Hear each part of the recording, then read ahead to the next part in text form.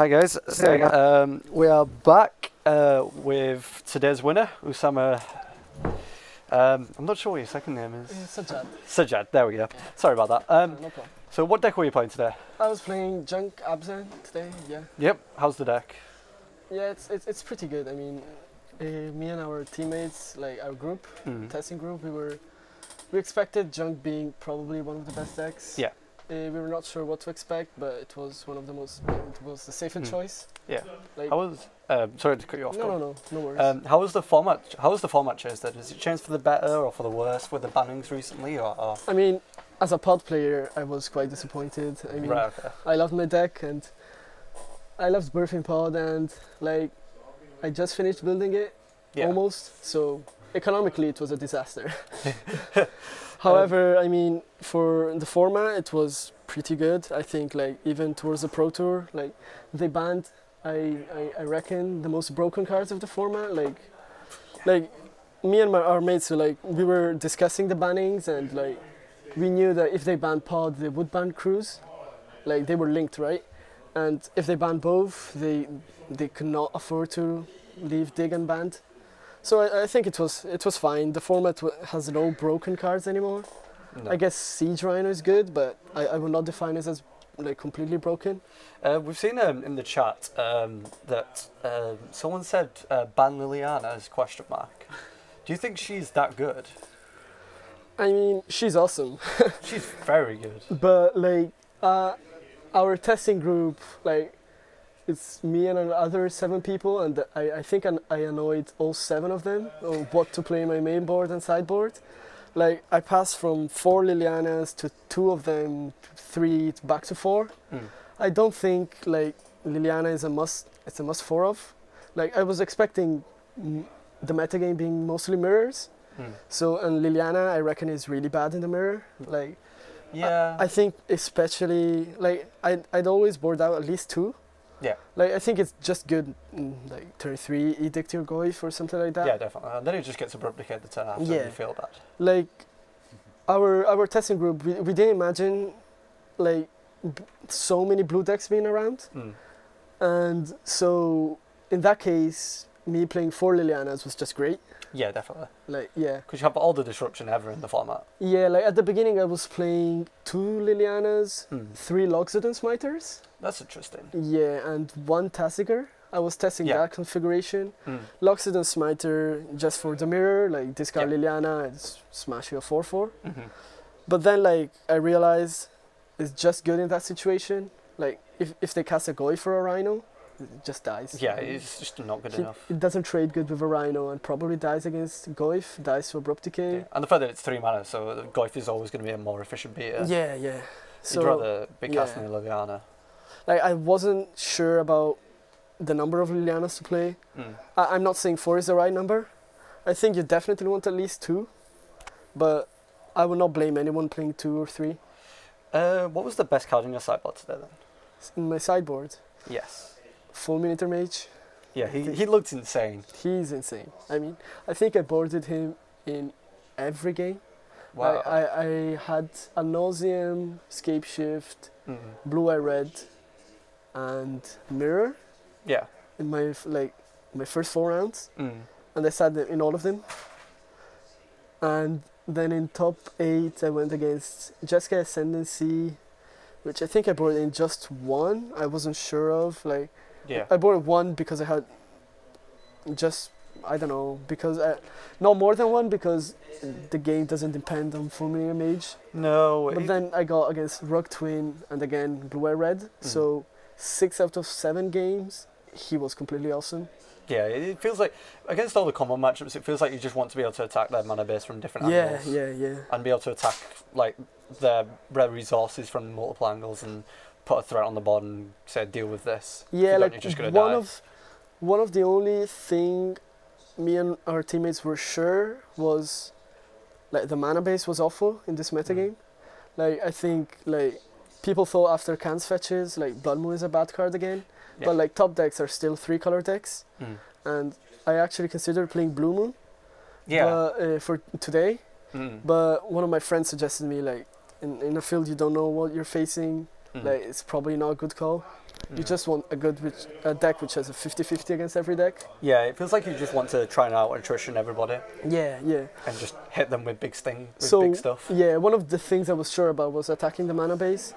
So, in fact, before the bannings, when I was back in Italy, I was testing junk with Gavany Township. Yeah, with that's interesting. Like one tech edge and one township for lingering souls. Yeah, which is a good combination. It's very powerful. Like if I play Gavany Township, I'd probably consider playing 2 Finks, maybe 1 or 2 Finks. Because it makes your Finks just better. Yeah, but after the bannings, like I just didn't feel necessary. The Gavany Township, just go back to 2 tech edges. Yeah, tech edge just seems better. It gets rid of Colonnade. It gets rid of all the other mana.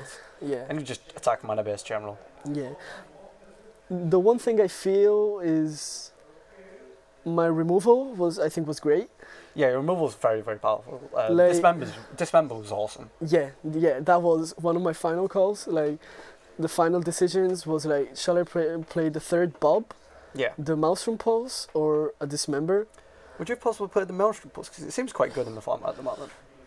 I don't think it's that good. It's a 3 removal spell. Like, it's your only answer to Karn or Batterskull, but usually if they cast a Karn, you're already lost. Yeah, like, and if they cast a Batterskull, you probably lost. Like, you need to have it in hand. Yeah. I didn't feel it was like a 3 mana sorcery. Like, I prefer casting any lingering souls. I don't know. Souls, yeah. So like what I wanted to do was play 4 rhinos and have 4 answers to rhinos main deck, which were 3 paths and 1 dismember. Yeah. Like, yeah, I thought like paths were necessary. I just don't care about giving basics. Yeah. So. How good was Rhino? Is it as good as everybody's saying? Is it an automatic 4 of in every junk deck? Or? No, yeah, definitely. Yeah, it's an automatic 4 of, but like it's definitely not bad. One of the mirrors I won it because I drew like 4 rhinos. Wow. My opening hand was like 3 lands, lingering souls, double rhinos, something. I drew like 2 rhinos. Oh wow. Yeah, like no, Rhino is sick, but I don't know. Like I feel Goyf is way better. Yeah, because it's like, 2 mana. Yeah, exactly. In the mirror, I think Rhino is better. Dodges Abrupt Decay. Yes, it is. Yeah. But like I still think discarding to Goyf is the best thing you can do. Yeah. Like. What about discarding to Bob? Is that possibly something you could be on par with it, or? Yeah, definitely. Like in game 3, I think against Ad Nauseam. Yeah. I kept like Tech Edge Urberg were my only 2 lands. Yeah. And Bob. Yeah. Did he win you the game? Yeah. Yeah, he's good. Yeah, I had nothing else in hand. Like just good stuff, but no lands and no anything else on the play. I felt the only way he could kill it was use a Lightning Storm. Yeah. But by the time he used that, like. I already drew 3 or 4 cards.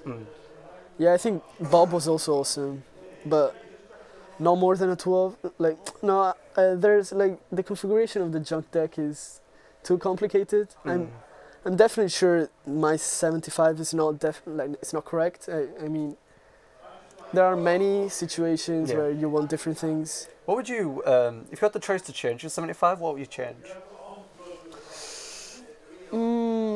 I'm not sure. Like, I think maybe even nothing.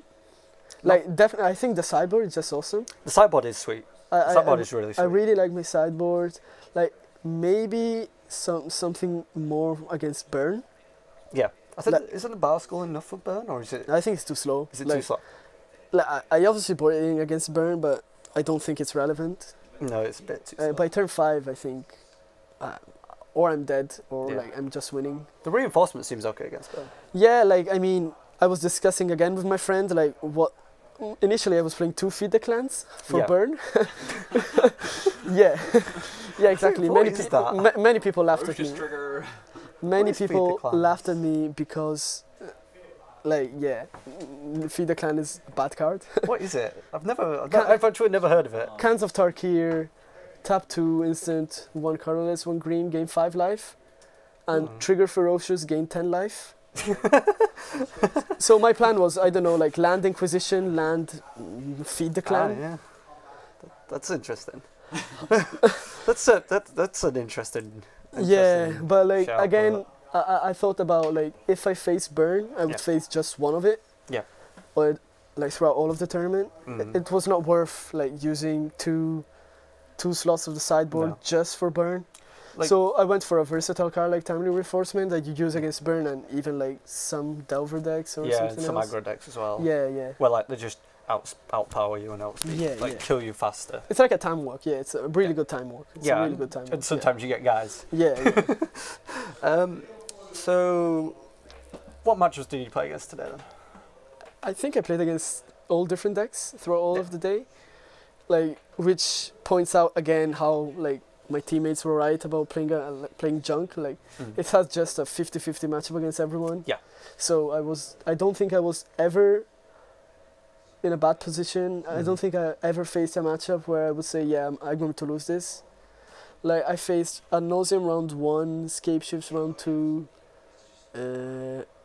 Blue Eye Red, Chris in the Swiss round 3, Mirror round 4, ID.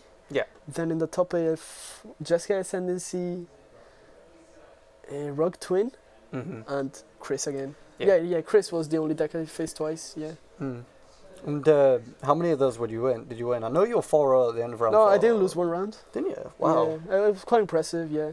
Junk is definitely one of the decks to beat then at the moment. Sorry? Junk is definitely the deck to beat at the moment then. Well, I mean, I would not put it like that extreme. Like one of the decks to beat. Yeah, definitely. Like probably you're right about if you're wanting to build a deck, the first deck which comes to your mind to beat, it should be Junk. Yeah. But the format is very balanced. I think it's really balanced. What do you think about the petition then for Pod then? Do you think it'll work? Do you think no? Just keep it banned, it's fine. Yeah, there's no need for it. No, I mean, I obviously would like it unbanned, but Pod was getting a bit stale as well. It was when too many events too often. I think that's my opinion, but sorry, what? I think Pod was winning too many events too often. I mean, the problem was, I don't know. It was just such a good deck. Yeah, it was all of the cards all together that made it what it is. No, at the end of the day, if you look at Pod deck, it's like the 60 main deck cards. They're not like so powerful individually cards. If you look at the Junk 6, like the 60 I played today, and the 60 I played like another PPTQ with Pod, it's completely different. Like Pod has many weak cards, but just the synergy is just sick. Like Pontiff is like pretty awful against a lot of matchups. Sometimes it's just. Yeah, I mean like. Without Pod in play, the deck is good.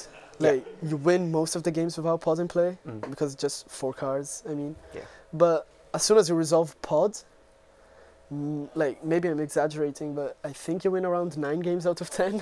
Yeah, it's just that powerful. It just takes over the game. Yeah, I mean, and it becomes so difficult to stop you playing guys because 1 drops 10 out of 2 drops 10 out of 3 drops and voice as well becomes a threat and the thing that produces a threat as well. So. Anyway, thanks for coming in. Thank you very much. It's been a pleasure. Yeah. Thank you very much. Thank you, man. And congratulations. Yeah, thank you. Quite happy, yeah.